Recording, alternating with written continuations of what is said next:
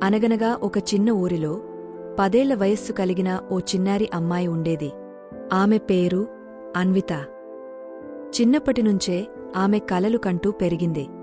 Doctor అవ్వాలని, తన ఊరిలో ఉన్న పేదవాళ్లకి ఉచితంగా సేవ చేయాలని తలంపు. ఆ చిన్న హృదయంలో గొప్ప ఆశలు, పటుత్వమైన కలలు. కాని ఆమెకు చదువులో కొంచెం బలహీనత.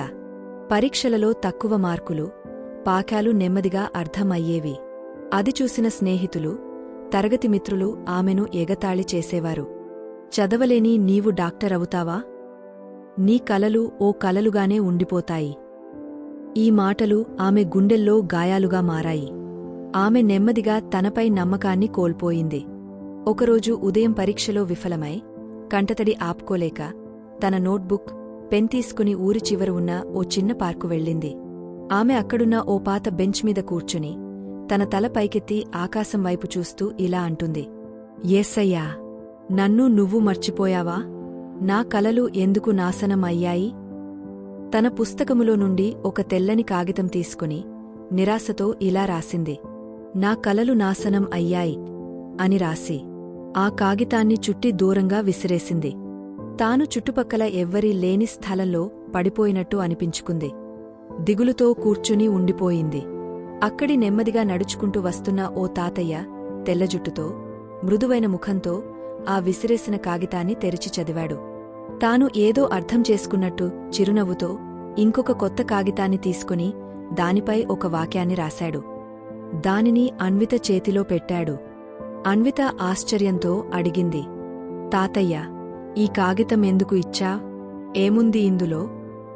తాతయ్య చెప్పాడు, నీకు దీని అర్థం త్వరలో తెలుస్తుంది అమ్మా. చదువుకో.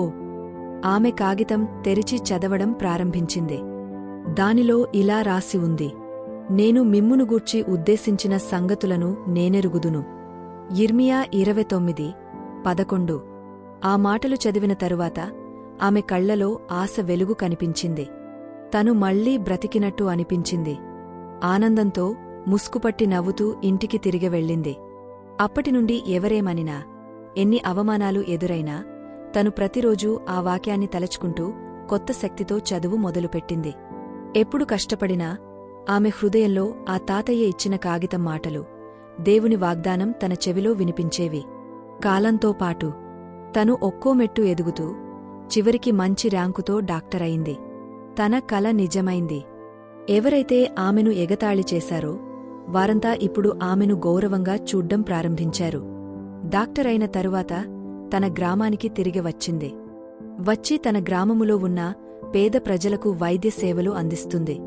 ఆమె జీవితంలోని మలుపు మారిన ఆ క్షణం ఆ తాతయ్య ఇచ్చిన ఒక చిన్న కాగితంతో మొదలైంది. నేర్చుకోవలసిన విషయం. నీ జీవితంలో నువ్వు కూడా ఇలాంటి పరిస్థితిని ఎదుర్కొంటున్నావా? దిగులుపడవద్దు. నిన్ను గురించి దేవుడు ఇప్పటికే గొప్ప యోజనలు రూపొందించి ఉంచాడు. నువ్వు చూస్తుండగానే ఆ దేవుని ఆలోచనలు నెరవేరతాయి. నీవు నమ్మకంగా ఉండాలి, ఓపికగా ఎదగాలి. దేవుడు నిన్ను ఎన్నో మందికి ఆశీర్వదముగా నిలబెడతాడు.